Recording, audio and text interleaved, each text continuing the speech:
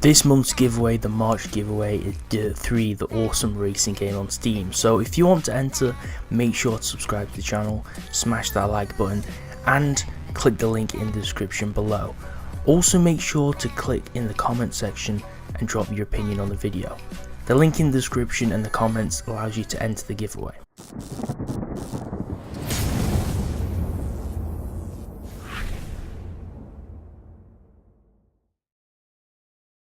What's up guys, welcome back to the channel. My name is Dean, aka the Blue Crusader.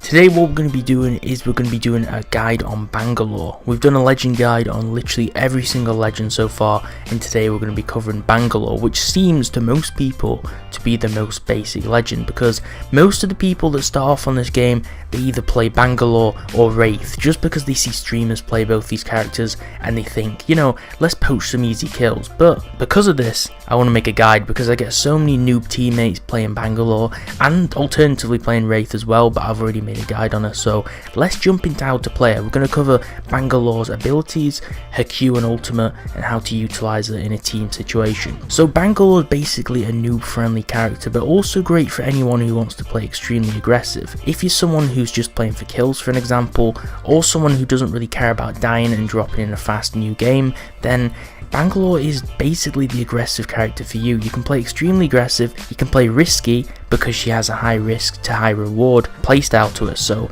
depending on how well you do in a fight, because it's so risky, it can obviously pay off. Now, you can go all out as Bangalore, and it's just one of those characters where if you know what you're doing, you can stack up that kill count. She's definitely one of the top legends in my opinion for getting high kill games, based on how fast paced her gameplay is and how her kit performs and how you can utilize it in certain situations. So let's jump into her abilities. So we'll start off with the passive like usual. In all these guides we look at the passive, then the Q, then the ultimate. So basically the passive is a movement speed increase. This is great to use for many different situations, but mainly great to run away faster. It's also useful to push people hard and reposition or run from a fight.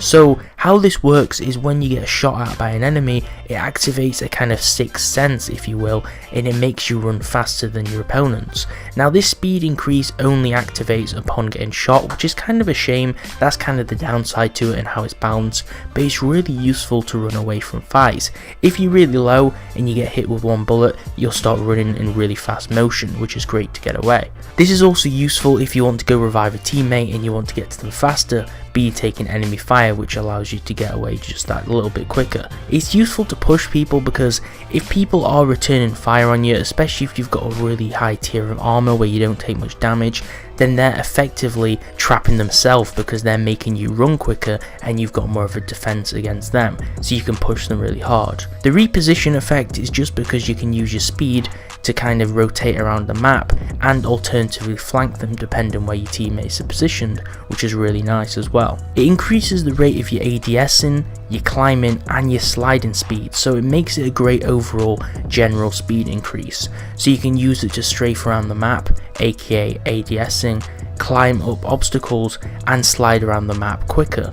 Obviously coupling this movement with your speed increase makes it a lot easier to dodge bullets, but then again, if they do happen to hit you, you do have the additional speed increase because it does deactivate upon taking no damage after a few seconds. Unfortunately though, the speed boost isn't a toggleable ability. Like we just covered before, it only activates when you're getting shot at in a gunfight.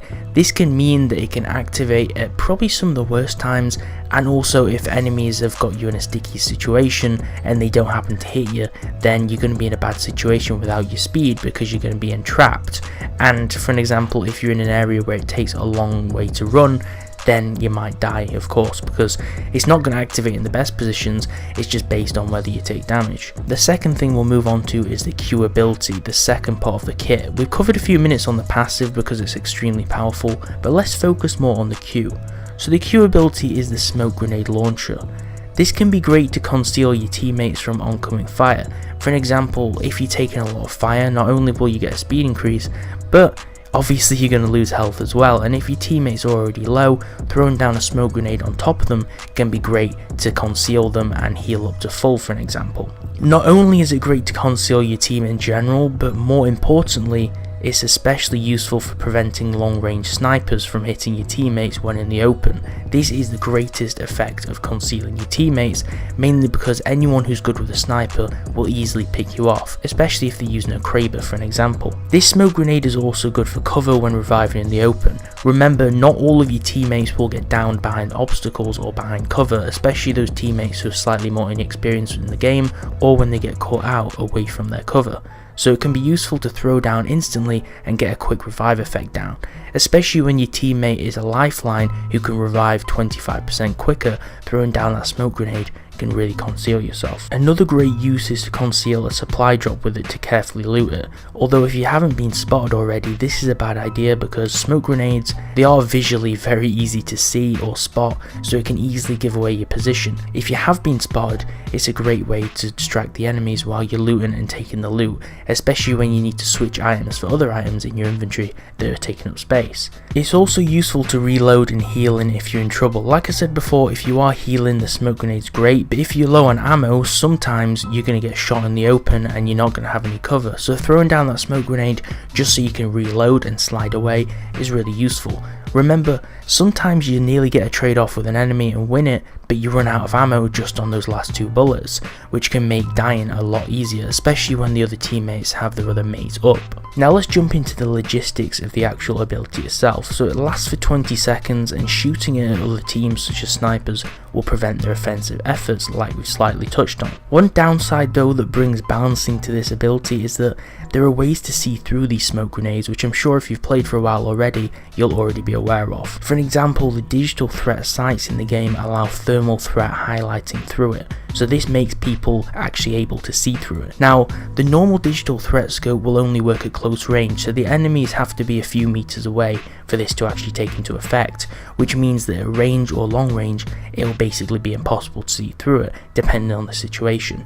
But, as we focused on snipers before, the digital threat scope also supports snipers. Although it's a little more rare, you can get it in airdrops and lifeline drops, I do believe, and the sniper digital threat scopes are what you really need to worry about, mainly because, obviously hence the name, they are designed for snipers, which means that the threat highlighting effect will actually come into action at long range, which will mean even if they're at range, they'll still be able to see you through the smoke grenade and still pick off all your team. So if someone is shooting you through the smoke grenades, they're not necessarily a hacker, it's just because they might have the digital threat scope on the sniper, so beware of this. However, there's a few things which do come into great effect along with this, because Bangalore and Bloodhound is a great matchup, because if you throw down the smoke grenade, your Bloodhound teammate can see through it and can shoot the enemies whilst their vision is blocked, which can be amazing in a fight, which means that these two characters work really well together. Having Bangalore with a digital threat sight as well and a Bloodhound can make a deadly team composition for the enemies to deal with. Don't forget that both characters have speed increase abilities, which gives another reason to use them in combination. Bloodhound uses his ultimate to see through the smoke grenade,